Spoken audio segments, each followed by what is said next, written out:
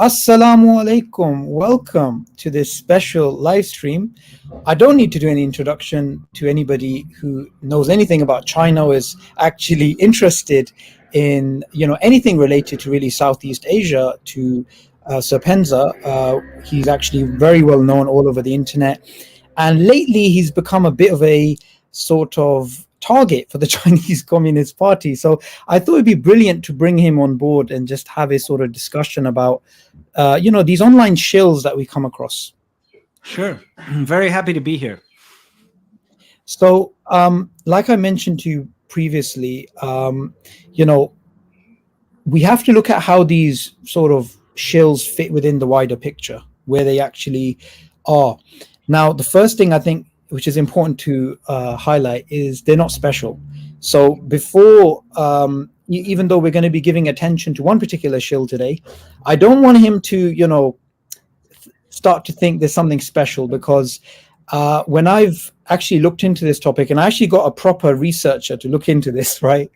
There's actually a lot of them. It's just that some just happen to go way more, ahead in terms of their shilling than others, if that's a word. And so, we're going to be covering Daniel Dumbrell today. So there's an article. It's going to be about 10,000 words when it's finished. It still needs to go through the proofreaders. So I'm not going to bore everybody with the details. I wanted to go over some of the things I found and get some of your thoughts on it. Sure. So the first thing is, one of the strangest things about this individual is that they're a one-trick pony. So, if we go back and look at your stuff, you've been on the internet, on YouTube for, I think, since pretty much the beginning, right? It's been well over a decade. I've been on YouTube now for about 14 years, thereabouts. I got a lot of videos, over 1,000 videos on my channel and growing, Yeah. So, you see, you're typical sort of YouTuber from those early sort of adopters, that you have a range of topics from food to travel to culture or whatever, and then you delved into like certain things which the Chinese Communist Party didn't like. And there's many YouTubers that we will find from different sort of areas who have that, but with this individual, you find he's basically a nobody until he just starts uploading videos which are parroting the Chinese Communist Party narratives. So that's Correct. A very interesting thing. The other thing is that he deleted a blog, a very old blog from the early 2000s, in which he was basically admitting that he's an alcoholic, a high school dropout, and just speaking about his life. And you could just tell he's just living a benign life of sort of no public, with no public clout. And that's strange that somebody just out of nowhere just shoots to stardom, right? And that's always something which should raise some eyebrows. Well, it's very easy to explain that. I know him personally, and I don't know anything about his past, so I can't really speak about what he was like before I met him. But when I met him, he seemed like a very decent person. He invited me to come to his bar. He had a bar in Shenzhen called Taps, which he opened. Yeah. And I even helped him to promote his business. I had a couple of subscriber meetings there. I brought a lot of people along. I invited people to come. I interviewed him. I shot a video with him, shot a couple of things to help him promote his business and so on. And he seemed like a very decent person. I met his mother, seemed like a very nice guy. Maybe a little bit eccentric in some ways. He seemed a little bit, like I said, a little bit eccentric. But other than that, he was a very nice, seemingly nice person. And suddenly overnight, around the time the Hong Kong pro-democracy protests started to happen, he suddenly flipped. It was like a switch flipped in the guy. I'd actually completely lost contact with him since I had since moved on and hadn't spoken to him in years. And then out of the blue, he started to make videos attacking me and calling me a racist and actually bringing up my wife and my family and things like that. Just out of the blue. I didn't understand what was going on. I was actually alerted to this by a mutual acquaintance who used to still go to his bar, who was sending me messages saying, like, I don't know what's happened to Daniel. He's gone insane. And, his YouTube channel, it was in 2019, I believe. Now, if I stand corrected, but I think it was 2019. It went from like 0 subscribers all the way up to, a huge amount. And obviously being a long-time YouTuber and with various different YouTube channels, I don't just have my main one. I've started numerous other channels to differing levels of success. I know how difficult it is to start and grow a YouTube channel. It's not easy. You can't just start one and immediately become famous or immediately get 1,000 subscribers or 10,000 subscribers or 100,000 subscribers. It's not possible. It takes years. It takes absolute years of slog and hard work to start from a nobody. You can have the most interesting videos in the world. They can be beautifully shot. They can be cinematic, everything like that. But nobody knows you. So it takes a very, very long time to grow your channel. And you need to have a core following who really appreciate what you do. And they will subscribe to you and they will spread your videos around. But this was a very inorganic. And you've seen this with a lot of the pro CCP shills out there. It's very inorganic. They all grew at the same time. And quickly, very quickly, like unnaturally. And it's pretty easy to explain. The Chinese nationalists and ultra-nationalists, they need these guys to basically as an echo chamber to say the things that they want to hear. They need these guys to counter the message coming from people like myself, who they are very upset about and are very upset with.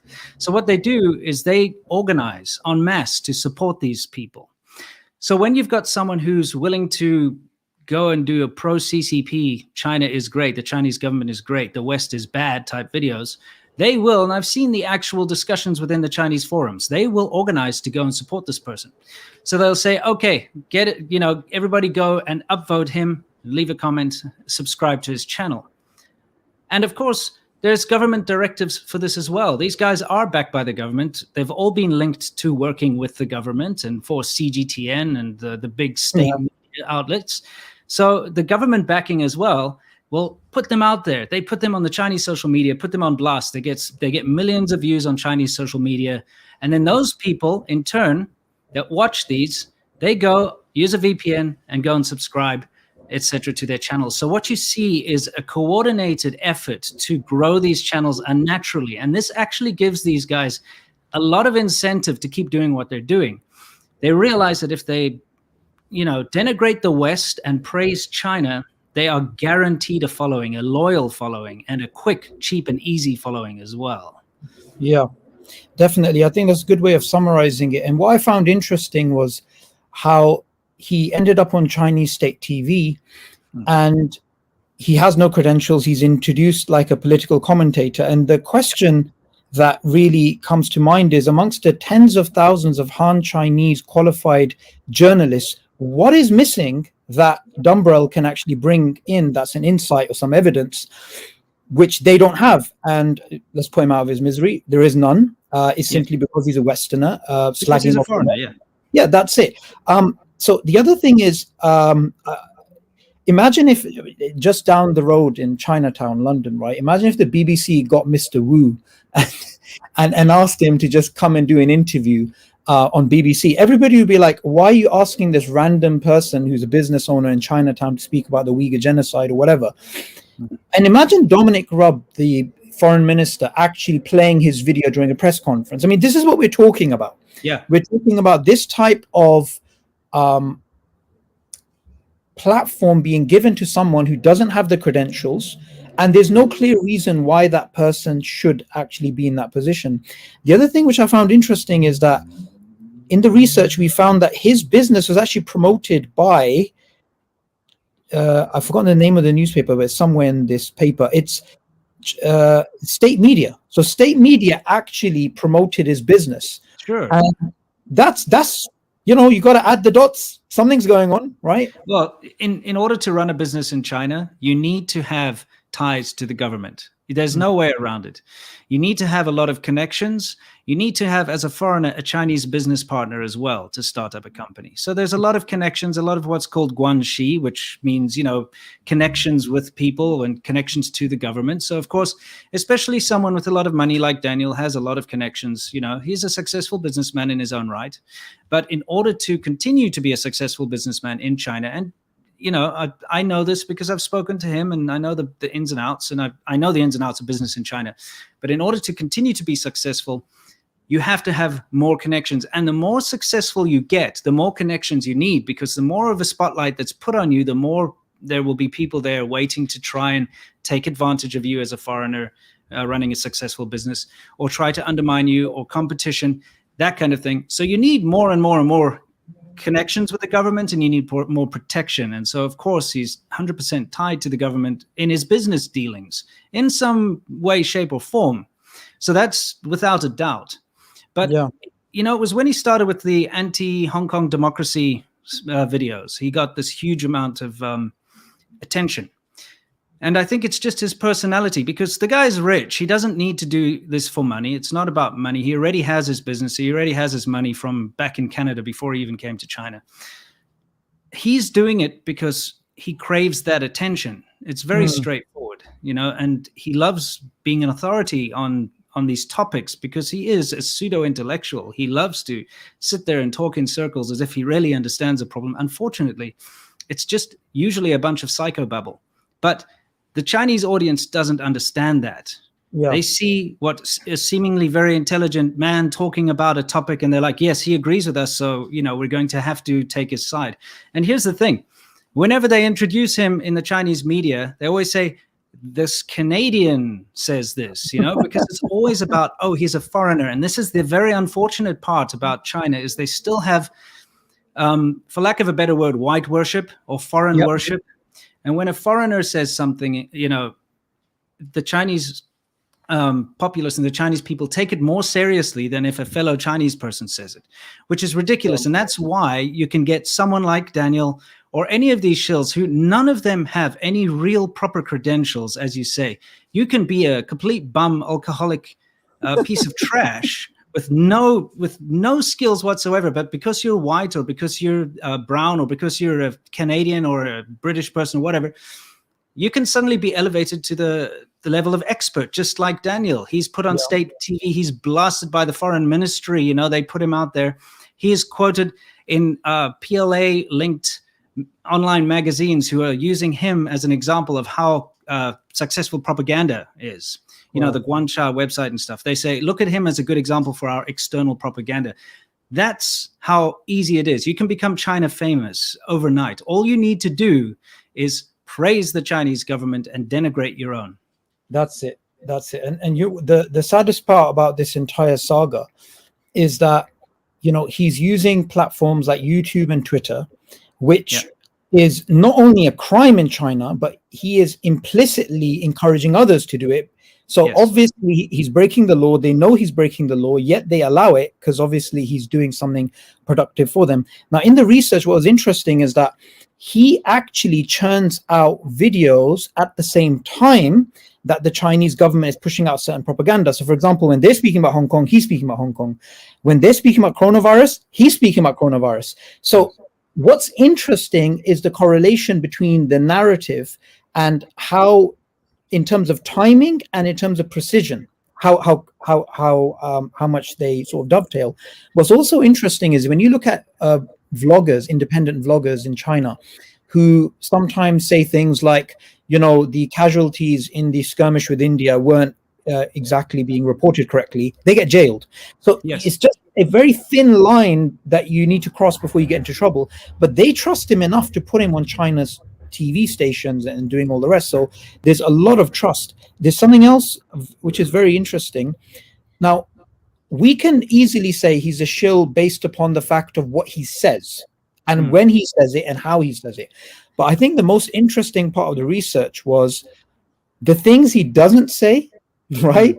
Which are relevant to his audience, which he'll never speak about. And I'm just going to summarize it, but I want to hone into one which is interesting. So one is internet freedom. Another one is a contemporary issue amongst Chinese scholars, which is about Xi Jinping and Deng Xiaoping, the previous, Deng Xiaoping, and there's a lot of friction in terms of the family. So even in his own city of Shenzhen, there's actually an exhibition that opened up, and there's some very interesting things which he'll never speak about. There's also corruption and its misuse, right? And then there's Chairman Mao, who he explicitly says he doesn't, you know, oh, that's old, let's not talk about that. But the most interesting one, which I want to delve into, and obviously mishandling of coronavirus, that's another topic that he doesn't talk about. It's actually Han Chinese racism. And this is what I wanted to cover with you, right? So I find any white critic of the Chinese Communist Party, he'll just say, right, they are a racist, and that's it. This is why they're xenophobic or whatever. Any brown critic, okay, you're a terrorist. Yeah. However, what's very interesting is Han Chinese racism is something which is actually recognized by the Chinese Communist Party. So they've actually coined this term called Han chauvinism. Yes. And Chairman Mao spoke about this, and this is actually even in their constitution, right? Now, what's very interesting is they see this as something that can really affect negatively the progress of China.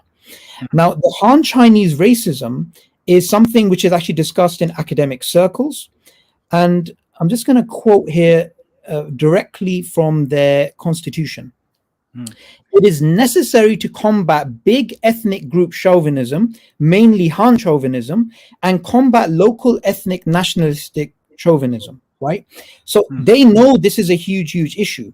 Now, if we look at the groups who they're racist towards, the Han Chinese, it's the Uyghurs, the Uzbeks, the Kazakhs, the Mongols. However, these groups are quite similar in terms of how they look to the Chinese compared to the Africans, right? Sure. And Africans face a massive amount of racism in China from Han Chinese people. And in fact, here we put some evidence of Africans in Africa complaining of Chinese racism. Since he's so trigger happy on the racist card, he never speaks about this elephant in the room. And I found that quite interesting. Well, because he's deluded and he thinks that Chinese people are minorities. Okay. When I put out a video, and here's the weird false equivalencies. I put out a video where I talk about a specific problem in Chinese society. And he would make a video to say, imagine he said that about the black minority in America. People would be outraged. But it's not the same thing. First of all, I'm not American, so I don't know what the black minority in America has to do with me, but that's always his go-to argument. Yeah. The fact of the matter is that the Chinese people are the majority, not only in China, but in the world. It's the largest population. We're talking not about some poor little downtrodden minority here that's, being mistreated or whatever. We're talking about a superpower. We're talking about the majority of people in China. We're talking about a big thing. It's not like he tries to put it a small little poor minority that's being picked on or something. Yeah. It's not a minority. It's absolutely ridiculous. That's how he likes to frame it. But yeah, as far as racism is concerned in China towards Africans and Indians and you name it, it's bad. Yep. Okay, it's bad, and all foreigners who live in China, they know it's bad, and we excuse it as being ignorance most of the time. We're like, oh, they're ignorant. They haven't been exposed to foreigners for a long time. But you know what? There is no excuse, because when you can speak Chinese, you start to realize just how bad and how accepted racism is in China. Yep. I will be walking down the road in China. Not only do I get little kids pointing their fingers at me the whole time saying Waiguoren, which just means foreigner, which is fairly xenophobic. I mean, I'm not going to get into it too much, but imagine I saw an Asian person on the road here in the USA and I pointed my finger and said foreigner every time I saw them, or my kid would point a finger and say foreigner, foreigner. That's normal. Every foreigner who lives in China gets that. Waiguoren or Laowai or whatever, they point at you. But they'll talk about your physical attributes. Like you walk past, they'll say, oh, his nose is so big, or oh, he's so fat, or, oh, he smells bad, whatever. They say that out loud. It's not even they just think about it. Little kids and grandmas and stuff will say it. Like you'll be in the elevator, the grandma will say to the kid, oh, look at this foreigner. Look at how big his nose is. Say that right in front of you because they think you're too dumb to understand Chinese or something. But it gets much, much worse when I'm with my African friends or Indian friends. I'll be walking with my Indian friend, or I'll start with my African friends. I am from South Africa, and I do have African friends. And in China, I had a number of, friends from Ghana, Nigeria, et cetera, and we'd be walking out there, and you would hear all the time, "Oh, he is so black. Oh, he smells so bad. Look how ugly he is. He looks like a monkey." I'm not even joking. I had that once. They just say these things out there. And which means black ghost. You get this, and they say it out loud right in front of the person, pointing fingers. Yeah. It's intense. They love to say Indians smell bad. you know, oh, Indians are rapists, you know, this kind of thing. And it just, what they say, they just say it out. And so, I mean, can you imagine, can you just imagine a foreigner walking around in the UK or in America or something, and kids and grandparents and stuff just bleating just out like that? Oh, look, he's so ugly. Look at his skin color. Look at his nose. Look, he's like this. Look at this foreigner, etc. That's China for you. It's a very discriminatory, xenophobic kind of a situation. However, that discrimination works two ways. So while they are like very derogatory towards Black people and Indian people and people of dark skin color, if you have a lighter skin color, they usually, it works as like a benefit to you. It's really the definition of white privilege or foreigner privilege, I could say. Yeah. Because they will think you're interesting. So now they want to talk to you. Now they want to give you a free pass if you do something bad. Now they want to invite you to their table and buy you a drink, you know, that kind of thing. It's a very weird situation, but discrimination is rife within Chinese society. And so when you've got someone like Daniel, for instance, who benefits from this discrimination, benefits greatly, as you can tell, by being backed by the state, being given all this extra attention, being given all this support and things like that. Of course, he's going to defend it. He will defend that kind of discrimination. But he cannot seem to twist his mind around the fact that this society and the people that he's defending so much are indeed actually racist. But it just doesn't click. I don't understand why he can't see that, you know?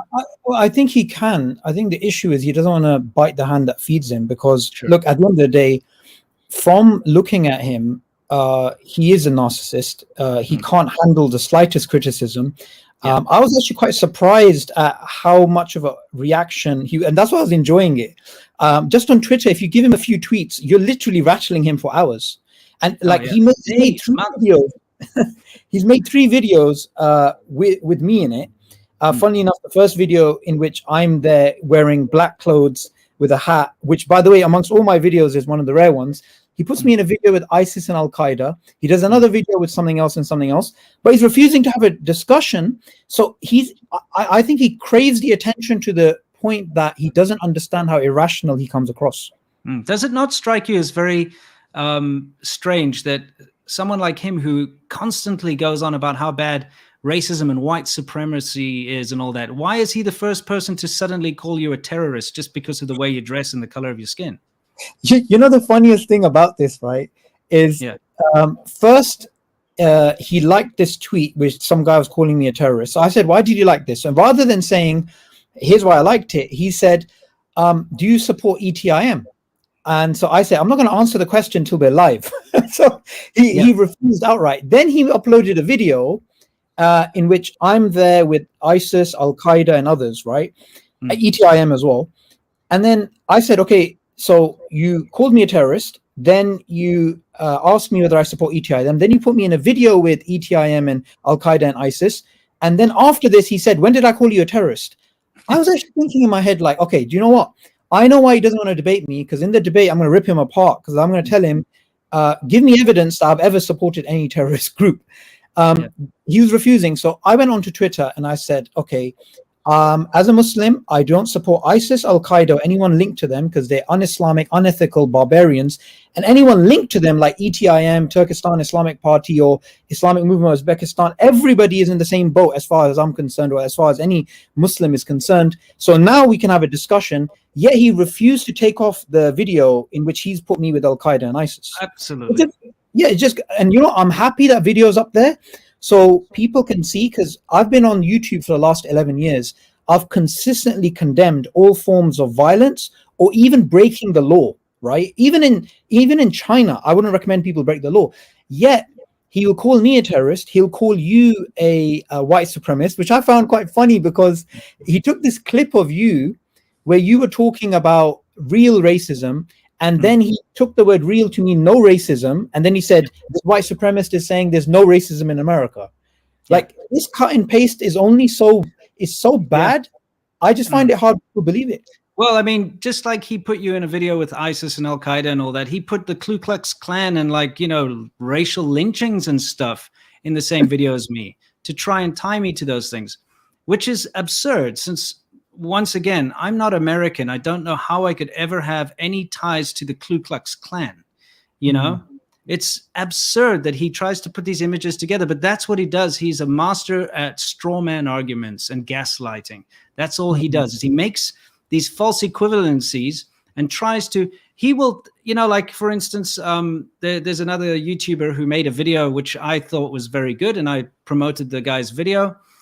He was talking about the shills, and this guy has some kind of a charge against him for abusing a dog or something, which I spoke to the guy and I said, hey, listen, what's the deal with this? He explained it to me that it's not how it turned out. Whether it is or not, I don't know, but that doesn't matter. But all of a sudden, because I promoted the guy's video at some point, I am now a dog abuser. You know, he likes to take just guilt by association. And so then he creates fake associations too, you know, by putting me up with Ku Klux Klan and with lynchings and things like this to try and make it look like I'm a racist. In fact, when the Atlanta shooting happened in America, where the guy went, the Atlanta guy went and shot those massage parlor workers, and you know, he killed not only Asian people but you know, other races of people too.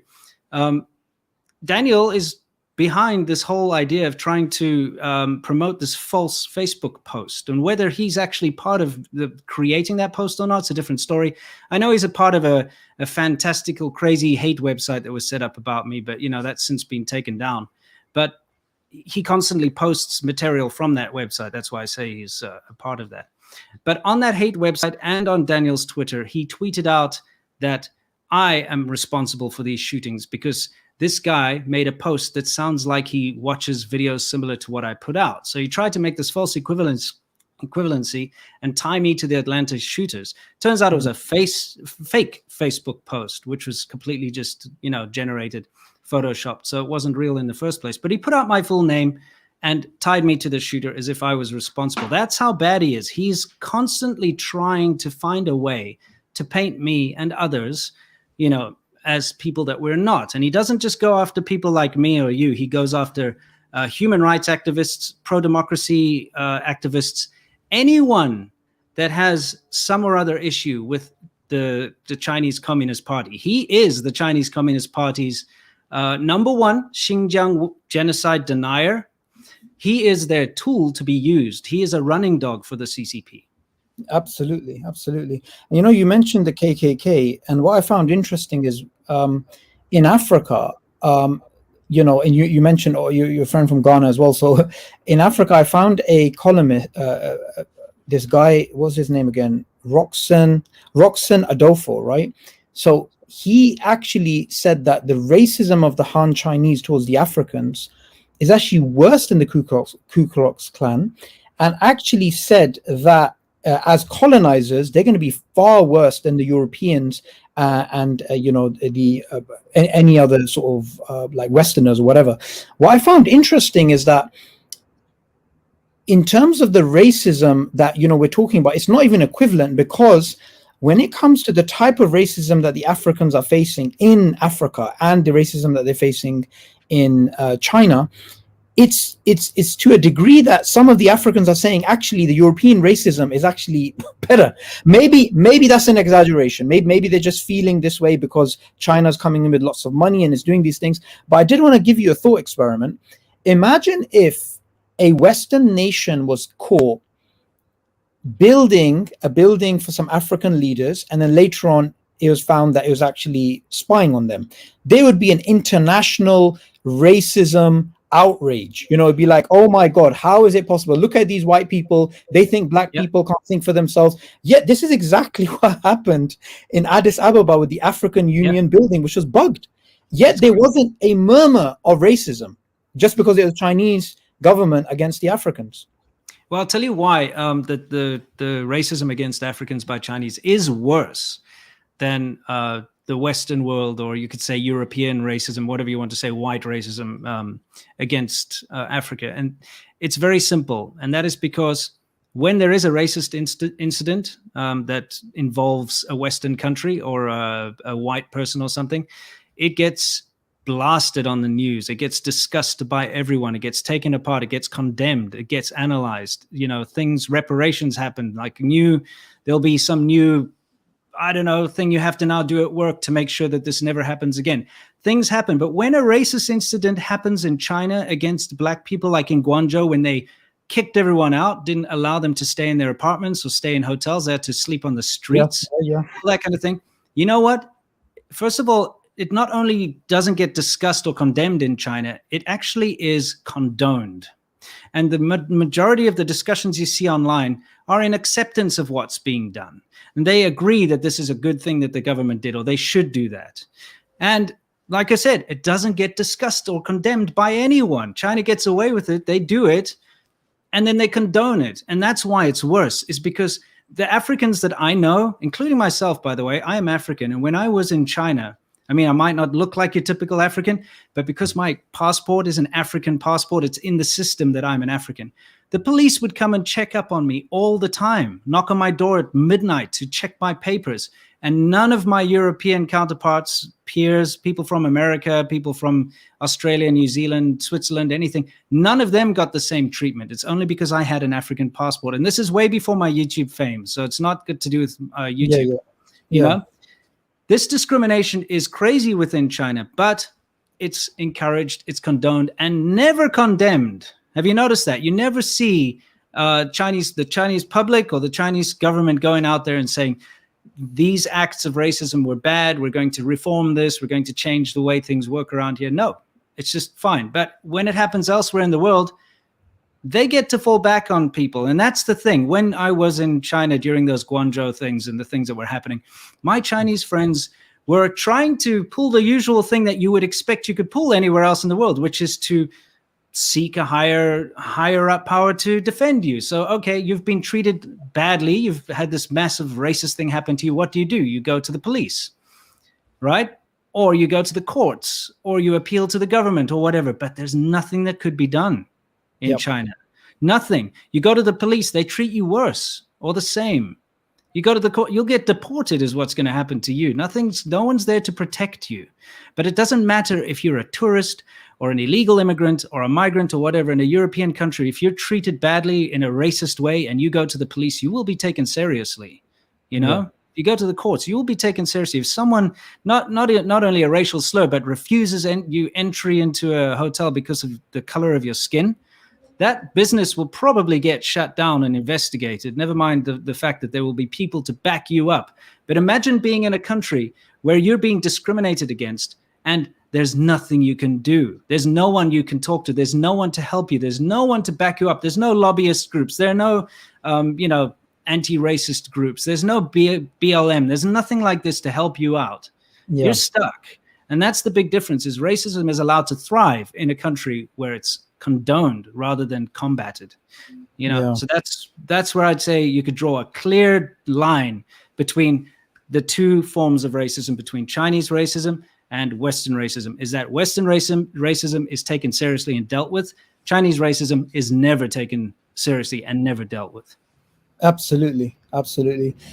So after we covered the part about what he doesn't talk about, and we couldn't go into more details about, I mean, there's a lot of very interesting things he just completely keeps quiet upon, even though these are relevant: internet freedom and, about the term limits being lifted by Xi Jinping and others. But this is a good segue to actually speak about one line of poor reasoning that he is addicted to, which is whataboutism.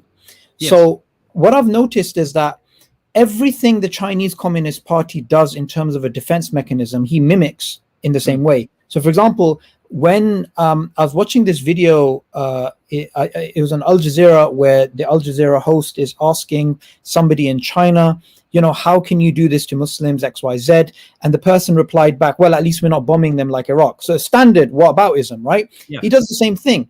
So what's interesting about his whataboutism is that he fails to distinguish that actually you, by saying you did this, America did this, or the West did this, you're basically saying, yeah, we're not as bad as you. You're basically admitting to something. You're basically saying, okay, fine, we've done something. But also what's interesting is that he tries to use the whataboutism to actually reply to Muslims, right? So for example, the Chinese government does the same thing. Okay, we're doing this re-education, or we're doing this, or we're doing that. But look at Iraq, look at Afghanistan, or look at this, look at that. However, there's some clear distinctions between these two. Sure. If we look at the whole Iraq saga, for example, that's used a lot. No Iraqi actually believed America was going to war with Islam. No Iraqi believed that. I was in London when there was a protest of over 1 million people in March of 2003, right? And during that march, vast majority of the people are your average Brits, right? So where is a 1 million man march, or man, woman, whatever, march in Beijing against a concentration camp? So you can't say, oh, it's the same thing. The other thing to keep in mind is Iraq went through a process where the Sunnis and the Shias were fighting each other, meaning they had the luxury of understanding the war's not against Islam, it's a regional war to do with oil and whatnot. So this is a complete disanalogy when these sort of things are thrown out, that actually, this is not as bad because we're doing this. There's also something else which is very interesting, which is that to win over a Muslim audience, you have to also understand that the Muslims do not see the West in the same light that they see China. So, for example, you'll find Muslim academics, philosophers, theologians speaking about the fact that we still have a lot of common ground with the Western world because it's still a very Christianized world, right? So the Judeo-Christian worldview. We also have at least 1,000 years of a lot of interaction and a lot of, for example, the Ottomans at one point were supporting the Protestant movement against the Catholics. So there's a lot of intricate nuances. Yeah. When it comes to the Chinese civilization, you can't compare it to the Western civilization at all, because there is no relationship, in essence, from the Islamic world and the Chinese world in the way that it is with the Western world. So this whataboutism, he doesn't really understand that it's not a good line of reasoning. Sure. Well, the whataboutism is a classic tactic of the Chinese Communist Party and all of their supporters to deflect away from discussing something bad that's happening right now. So it doesn't matter what it is. And I found this from the very beginning. I could be talking about something really simple, like I made a video where I'm talking about the fact that when you go to China, beware, you can't drink the tap water, because you can't. Okay. In some countries like America, you can drink the tap water. You know, that's just the way it goes. Certain countries, even South Africa, you can drink the tap water, but you can't drink the tap water in China because it's dangerous. It will actually make you sick. And it's just a commonly known fact. It's not a lie. It's got nothing to do with me trying to make something up. It's everybody has to boil their water and they drink bottled water there. That's just the way it is. So I'm just spouting a fact. And immediately you'll get people saying, oh, yeah, but what about America? You know, some or other, they bring up some case from like the 1960s where a town was once poisoned by a chemical corporation or something. And, you know, I just think to myself, what does that help? You know? When you're talking about a specific problem in a specific place, pointing out a problem halfway across the world that happened decades ago or hundreds of years ago, even in some cases, does not fix this problem. This problem is ongoing. So when you talk about like the concentration camps or the oppression of the Uyghurs or something like that, they jump hoops all over the place. Suddenly they talk about slavery in America, you know, or they'll talk about the Opium Wars, or they'll talk about whatever. It's always someone else's fault. And it's just to deflect away from the fact that they're currently doing something very bad. Yeah. You know, if someone is beating their child and you say, hey, you shouldn't be doing that, they'll be like, oh yeah, well, your grandfather once beat your child, whatever, you know, it's always something about someone else. Meanwhile, they're currently doing the bad thing. And that's the very frustrating and infuriating part. And another part of all this whataboutism, especially what Daniel likes to employ, is he will bring up some MK Ultra 1960s CIA funded thing that happened way back in the day to try and use that as justification for China doing bad things right now. But he always uses the USA for his examples. And when engaging with someone like myself who's not American, it makes even less sense to try and use America as an example against people who are not American, or people that are Islamic. You don't try to use America as your example all the time. You know, that's the thing. He's a one-trick pony, like you said. He's been brought up under a huge privileged situation. Growing up in Canada, a first world country, is something that very few people get to do. I grew up in South Africa. There was a huge amount of turmoil. I've had to experience some pretty horrendous things in my life. I've had friends that have been murdered, and I've had all sorts of terrible things happen around me. I've seen a country change violently during my lifetime. But you grow up in Canada as a privileged son of a university professor that teaches critical race theory and decolonization and whiteness and stuff like that. And then you go on to try and pretend that you can now preach to the world about everyone else being discriminatory and white privilege and all this kind of nonsense. It's rubbish. The guy is coming from a point of privilege and money, and he's trying to, treat other people as the privileged people. It's kind of ridiculous. But yeah, back to the whole whataboutism thing. It's the only defense mechanism they have. They can never own up to any criticism. It's ridiculous. They can never say, well, yes, actually, maybe we do have a problem. Maybe we should try to address this problem, Yeah. And just before we move on, for anybody who wants to know about a recent example of whataboutism, which was just a super facepalm, check out Winston's video on knife crime and rage against society, and how they try and say, well, we're stabbing children, but you guys are shooting them. Just stupid arguments. I mean, I found that video really hilarious. Yeah. So because we're running out of time, it's only about 20 minutes left. I wanted to cover the last part, which is a dilemma which actually any shill will be in, because the Chinese Communist Party is in this actual dilemma that they created themselves. So the dilemma is basically the following. They want to win over the Muslim world because they know that's where the oil is, that's where the resources are, that's the middle of the world, that's where you go through in terms of your shipping routes. There's lots of reasons why they want to win over the Muslim world, pretty much like the Soviets tried to. But it's pretty difficult when you start your journey to world power status flat-footed by actually carrying out a genocide against Muslims. So I wanted to actually highlight that the dilemma the Chinese Communist Party is in is this. Either they have to recognize that their policies are wrong, or there's something wrong with Islam. There's no two ways about it. And this is a classical Sun Tzu dilemma. You can't stay silent, and nor if you attack Islam, then you're going to alienate the Muslims even more. If you attack the Chinese Communist Party, then you're basically saying that they were wrong, and they can never admit they're wrong. They can just keep rewriting history. Now, just before I went into a dilemma, I gave a little thought experiment, which I thought was interesting. You see, if America is spreading the rumor that Iceland is committing a genocide against its ethnic minorities, I can understand someone's reaction being like, how the hell does that make any sense? Why would Iceland, with no standing army, with pretty much a lot of prosperity, carry out a genocide? And you could see people having this very overprotective type of reaction. Yeah. That's the reaction Dumbrell has for the Chinese Communist Party when it's hinted that possibly they could be killing and sterilizing Uyghurs and doing this in Hong Kong and Tibet and whatnot. But we need to understand, and I hope Dumbrell does understand this, that we're not talking about Greenland. We're talking about a party which has killed at least 60 million of its own members, who actually have killed more members of their own party than a rival party. And what was interesting in one of his videos, which is going to be in the paper as well, is that he got really huffy and puffy like a teenager when speaking about Mao and saying, oh, that was a long time ago, like forget it.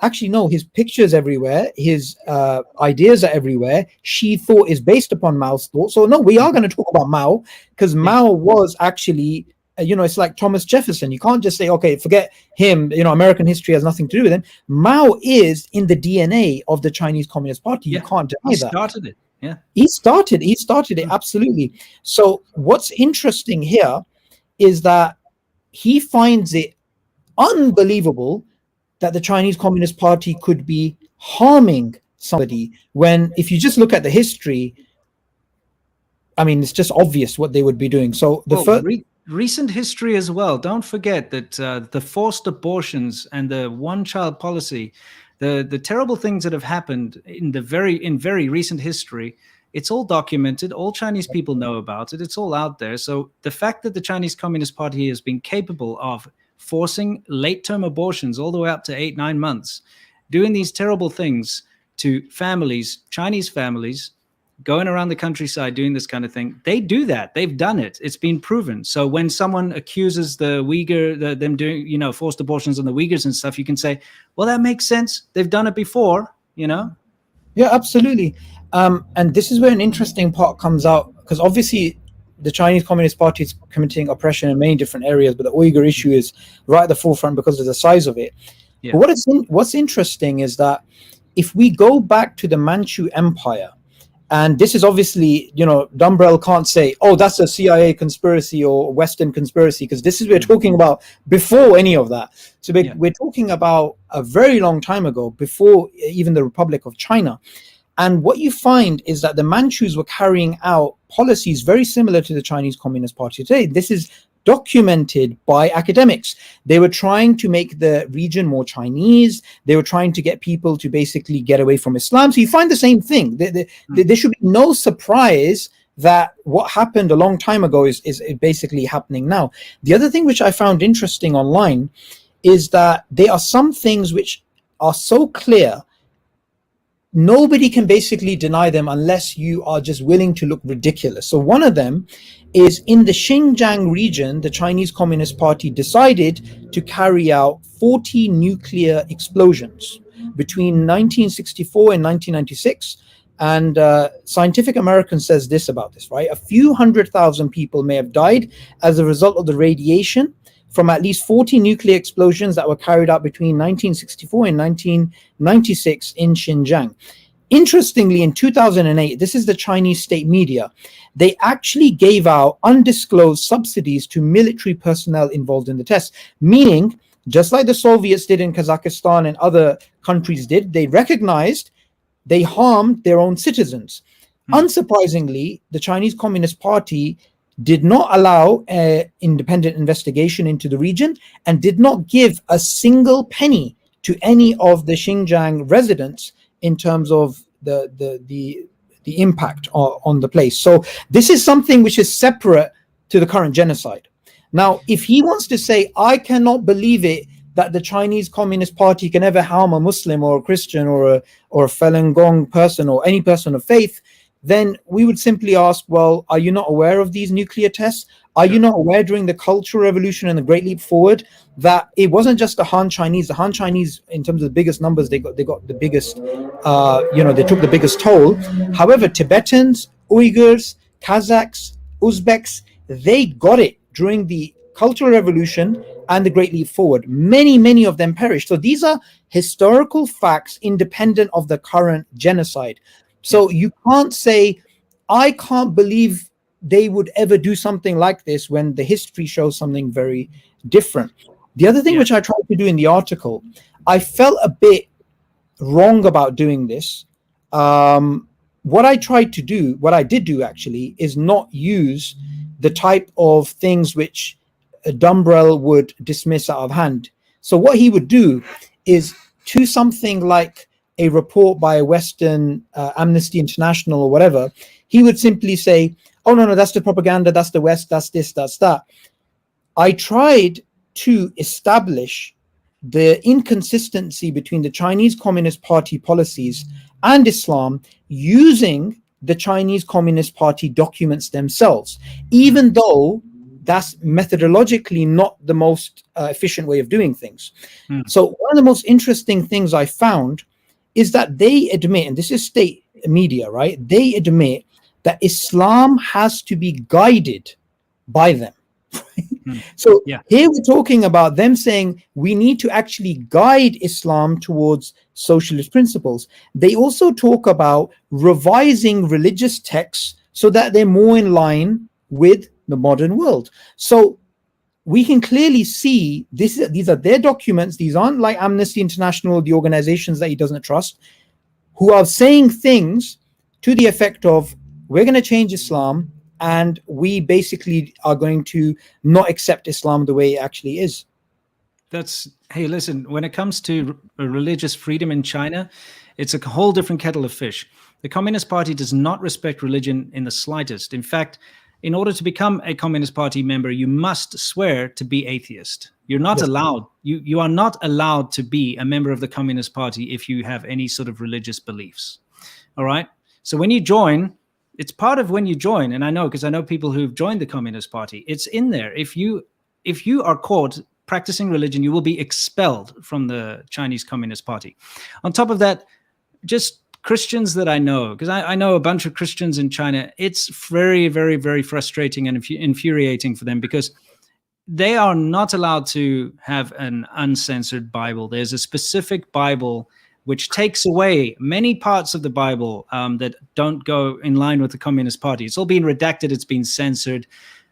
In their churches, they have to have a Communist Party minder sitting there making sure that no preaching or anything goes out of line that might, go against the party, that kind of thing. You have to always remember that in China, worship of the party is number one. That's what they pledge allegiance to the party, the Communist Party of China, every day in school when they go to school. When you go to offices, people do that too. You've got pictures of Mao and Xi Jinping and other, well-known, even Karl Marx and Lenin and stuff on the walls in many of these places. Inside the police stations and stuff, they have this. Everywhere you go, there's pictures of Mao. There's hammer and sickle stuff all over the place. That's the religion. The religion in China is greed and the Communist Party. And those are the two things that keep China going. So when you have a religion that could possibly steer people away from the teachings of the Communist Party, that could possibly challenge the power of the Communist Party of China, they have to change it. They have to either eradicate it, which is what they try to do. If they can't eradicate it and completely ban it like they did the Falun Gong, for instance, they have to control it. And they have to control it very carefully, just like they control the internet. So they will censor it and they will make it their version. They have no respect for Islam, no respect for Christianity, no respect for any religion. So that's something that is very abundantly clear. And the fact that we know what's been going on in Xinjiang, I've been hearing about this stuff forever now, since I was living in China, like I've mentioned before, from about 2011, 2012, I already started to hear how they were forcing Muslim men to shave their beards, forcing them to drink alcohol, forcing them to eat pork in order to try and, Hanify them, make them more Chinese. I heard about this stuff a long time ago, and I thought it was at first I didn't really believe it, and I thought, well, that's a bit extreme or whatever, and I just kind of ignored it. But more and more and more, I would hear more about this stuff, and also the way that people, the average Chinese people in society that I knew, would speak about Xinjiang people.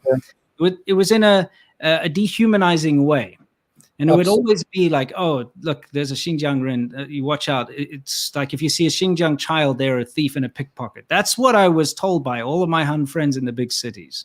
All right. Yeah. Watch out for Xinjiang people. They're all scammers and they're all, bad people, etc. So they dehumanize them and they treat them as a lower class of human being in China. And that's very evident with the way that they just carry on in Xinjiang and get away with it all the time, because they've got the support of the majority of society who's willing to just turn a blind eye or not pay attention or not care, Absolutely. And what's interesting is that they are churning out this entire PR narrative that they are friends of the Muslim world.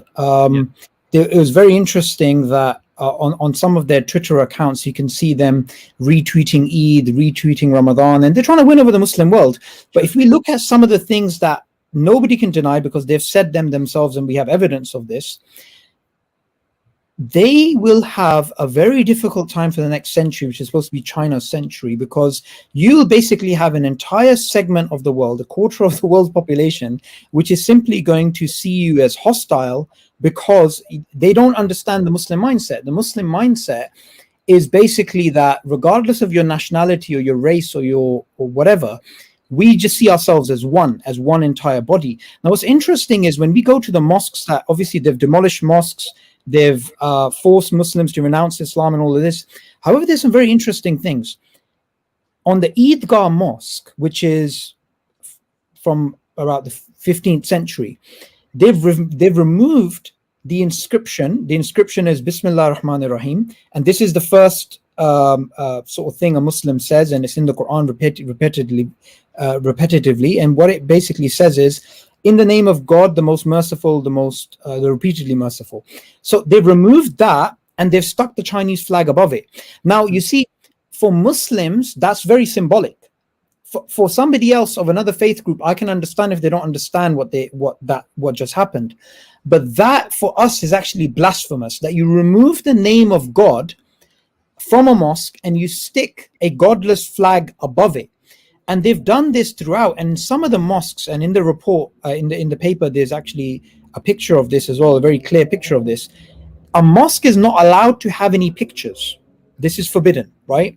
But they have pictures of Xi Jinping in the mosques. Yeah. And that's unbelievable. Like, for a Muslim, that is blasphemous. Absolutely.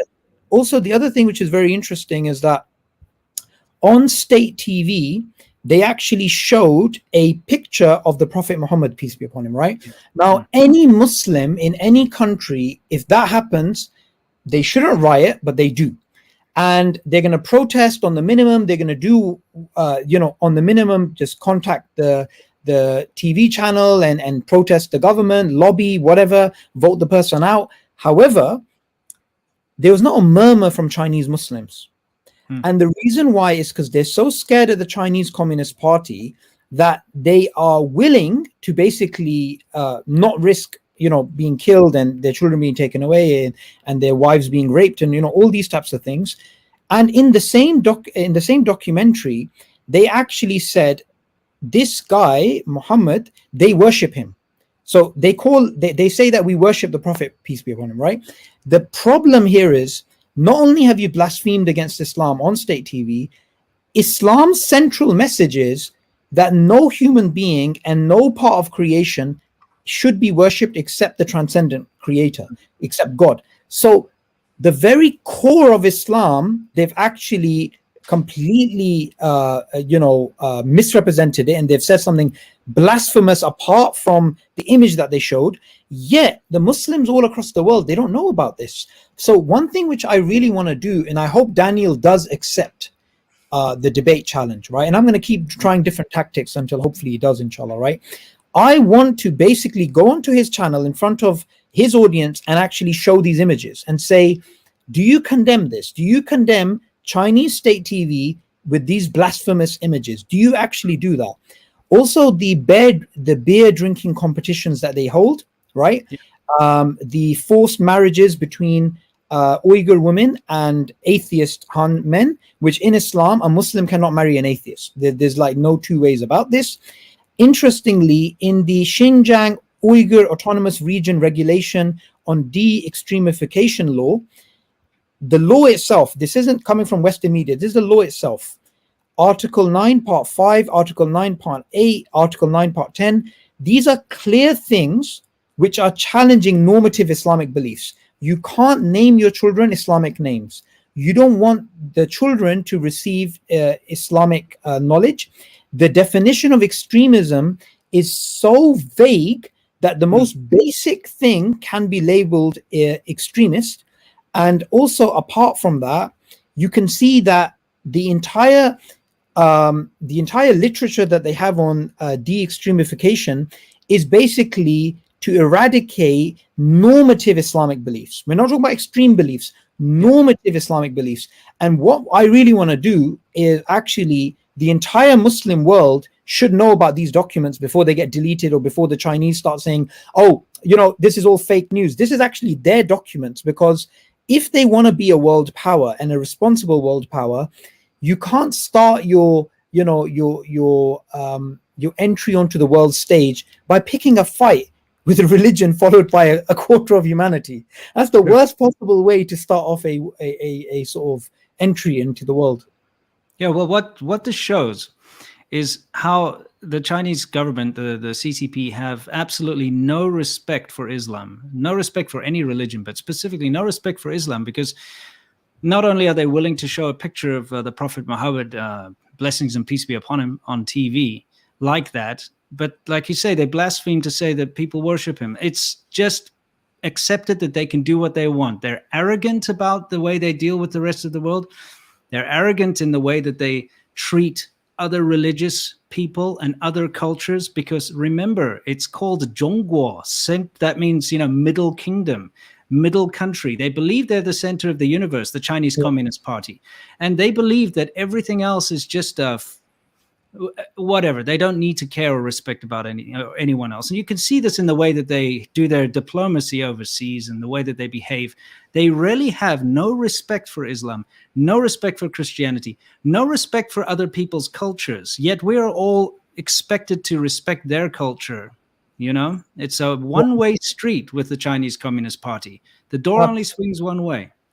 Absolutely. And just to end upon, I wanted to give you a last sort of thought experiment to sort of comment on.